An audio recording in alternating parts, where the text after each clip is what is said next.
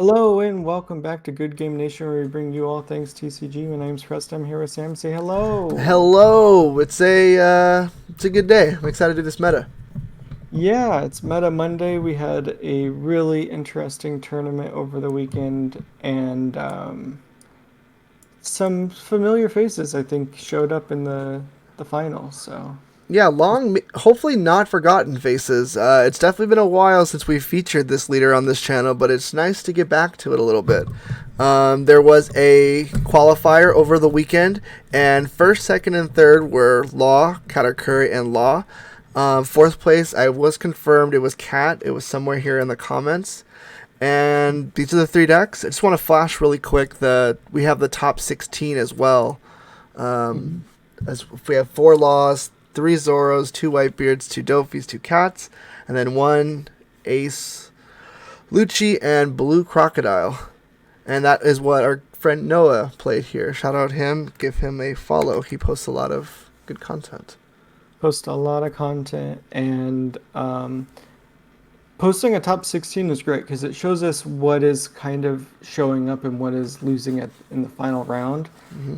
And being able to see a good variety, the most of one deck is only four. Hmm. When, goodness, like end of last format, middle of set three for Japan, and these were all running like eight-ish Whitebeards, and like it was just a flood of similar style decks. Hmm. And now we're getting just that's so many unique leaders. Yep. Um, which is super exciting to cover, but must be a nightmare to prep for. Yeah, it's definitely harder than it was, but this is definitely a good step forward. Because even the decks that we are familiar with, they're definitely vastly different now, and they're gonna have to continue to change because this is not a Whitebeard topping video as you are accustomed to on this channel for the last 3 months.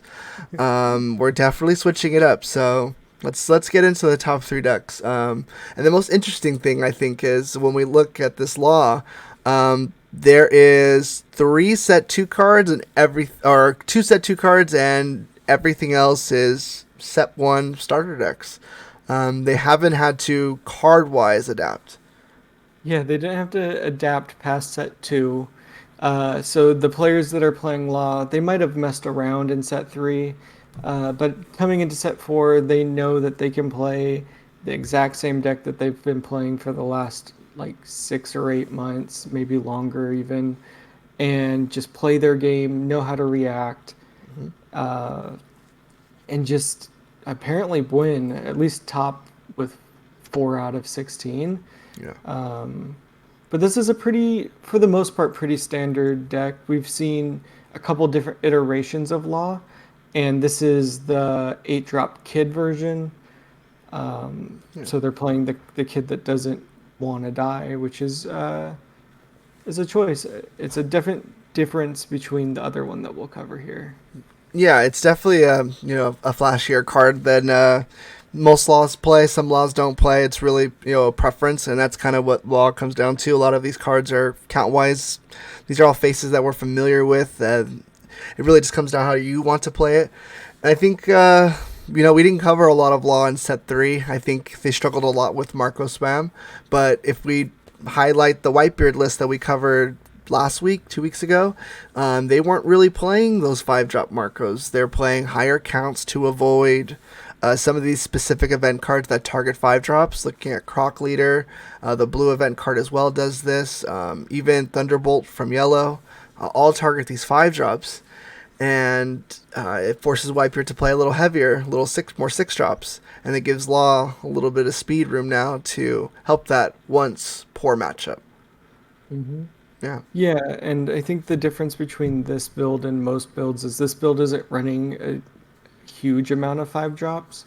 I think the other build runs a couple more because they're not playing that 8 drop. So they're giving themselves more diversity on their highest end, which is five, um, instead. So it's interesting because you really are only getting set one and two slash starter deck cards here. So you're when you see a lot, I think at this point you know kind of where you're headed. but I don't think you can do anything about it. I think you have to really end up fighting an uphill battle against Law right now, even Yep. with good decks. And I think the next deck is a really good deck. Yeah. So, Yeah, I think he's flourishing in this meta of diversity. I think it's very hard to build for everything, and mhm. if Law hasn't doesn't have to compromise and can just play its game and be successful, puts it much further ahead than other decks. But we are seeing a probably the hottest contender right next to Queen right now, who didn't make an appearance this tournament. By the way, I was expecting to see one or two of them. I hoped, but we Mhm. have Katakuri pushing through, and this deck is just feels like one of those greatest hits, just great card after great card, and it's nice to see it get this far. Yeah, I think we had a lot of apprehension about Katakuri in set three. Didn't think the yellow cards were enough to succeed. And now, just with a couple extra cards, I think there's set four cards here. I keep forgetting that Yamato's here. So there's only a few extra additions, and it turns this deck from what I considered kind of just there to phenomenal. Hmm. And I think it always had that potential. It just wasn't getting that chance. I think again, talking about last set being Whitebeard and even a Zoro. little Zoro and stuff like that. It didn't get a chance to shine. But again, with a diverse meta, this deck is so aggressive and Mhm. so cool that it gets a chance to excel. Yeah, I think Katakuri has a lot of things that we could talk about for sure. I think its biggest highlight, I think it's now strong at every point in the game.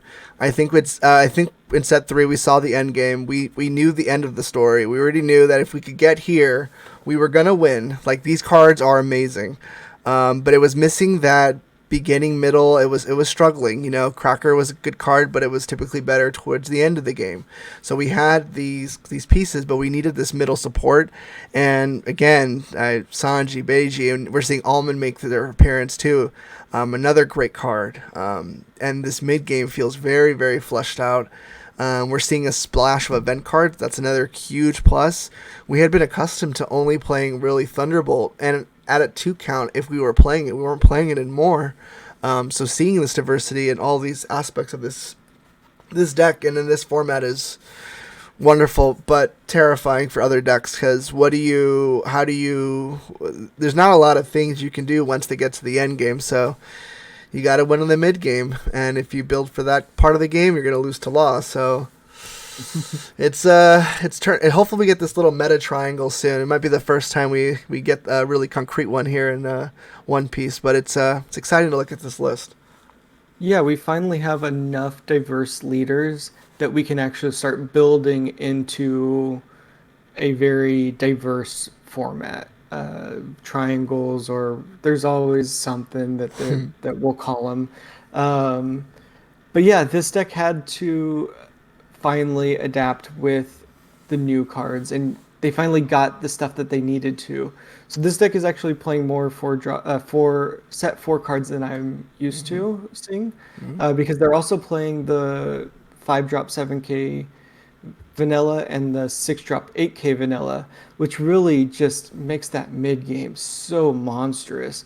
Once you start getting into really high power cards and you still are leaving a bunch of Dawn open, that's just annoying. That puts up with Whitebeard's bullshit, and that really gives all of the rest of the pack something to worry about because you just can't swing over these guys.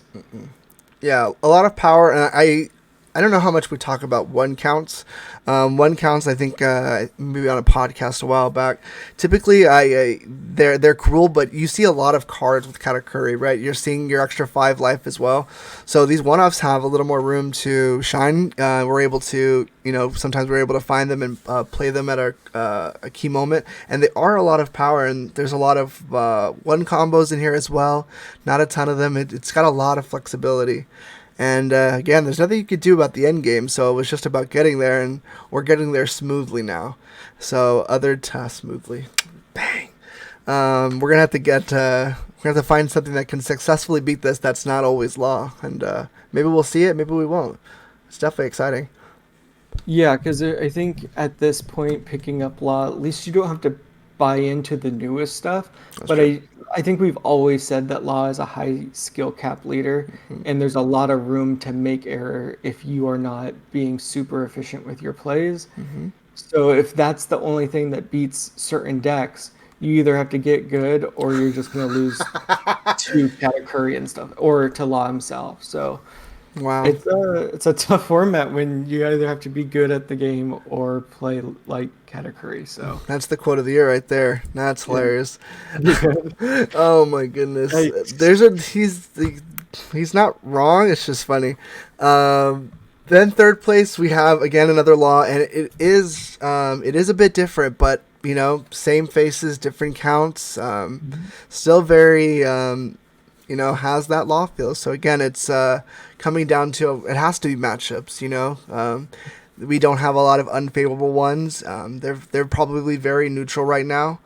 So he's shining in this wonderful world right now. Yeah, and this is kind of what I was alluding to at the beginning of playing more five drops. This deck is playing probably close to the maximum efficiency of five drops, with so many more than the other deck was. I think there's five of them here when the other one was like two or three different characters. So this one's aiming to get the utility out of the higher cost cards and ditch them if they need to.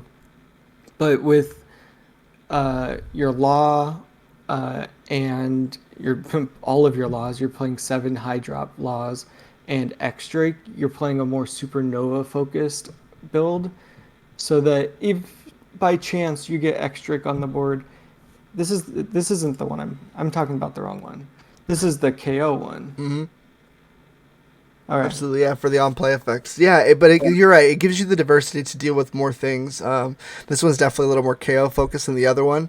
Yeah. They weren't playing on-play vistas. They weren't playing the drakes. They were more about just board presence. Mhm. Again, it comes down to how you want to play Law. I think it's just your play style. And I think like Law gives you that freedom within 7 to 8 cards of stuff you can move in and out, and that builds well for a leader in this meta right now, to be able to have access to those cards. And I still think there's room for it to grow. I think there's a lot of interesting leaders in the meta that we can see rise and fall. So it's interesting to see if Law will keep this pace. Typically, from what we had seen from Eastern tournaments, was Law would appear towards the end of the format. Once he's seen the format a little bit and he kind of has a good grasp of what the matchups are, he did well. That proved true for set one and set two. Not so much for set three, but he's doing well early here. I think it's because of how the format is right now. Yeah, absolutely. They are able to play like it's the end of the format just because they've been playing it often. Mm-hmm. This deck's interesting. It's playing Robin, which is a little bit slower, but I guess they don't mind. The other one played three. It's so weird because I Yeah. figured they would just play Vistas. So it's a little swap for board presence. You're able to. It's something they have to deal with, and you can always just swap it out if you have to. He gives you more offensive power too. 5K attacker, you don't have to invest as much. There's Yeah. pros. They're both pros. Hmm. Robin's also searchable with Nami and stuff too. Right. A lot of pros, a lot of different ways you can build it. I'm definitely more accustomed to Vista as well, but you definitely can play both of these cards. So Hmm. it's very, very exciting to see what the next large tournament will come with, and we'll definitely be covering it here in the next few weeks for sure. Yeah, there's a ton of huge tournaments in the East right now. They're It's doing them week exciting. to week. So we'll cover them as often as the decks are interesting. At least Oh wow. if we get four law deck list in the next one, we'll probably skip it and do something more exciting. Um, but if you just want to see the big tournament deck list, let us know in the comments down below, and we'll just cover it, and we'll just shoot a second, more interesting Meta Monday that week. No way. 4 laws. That sounds exciting. Anything that's not Whitebeard right now, I'm in for. So this is just it's a nice change of pace. I'm excited for the future of Law because I was a little worried after set three. So It's good to see him rise back to form.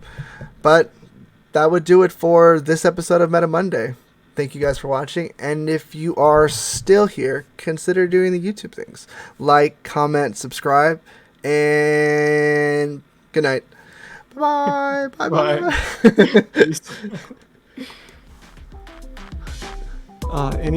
Covering anything other than Whitebeard feels great, though. That is true. Yeah, I wouldn't mind covering like all 4 Law week. I just think that's hard. I think Really hard. But it's impressive, so I don't mind it. I'm excited to hopefully cover more of these blue decks. I'm excited for that. Yeah, I'm surprised how well Blue Crocodile's doing. Absolutely.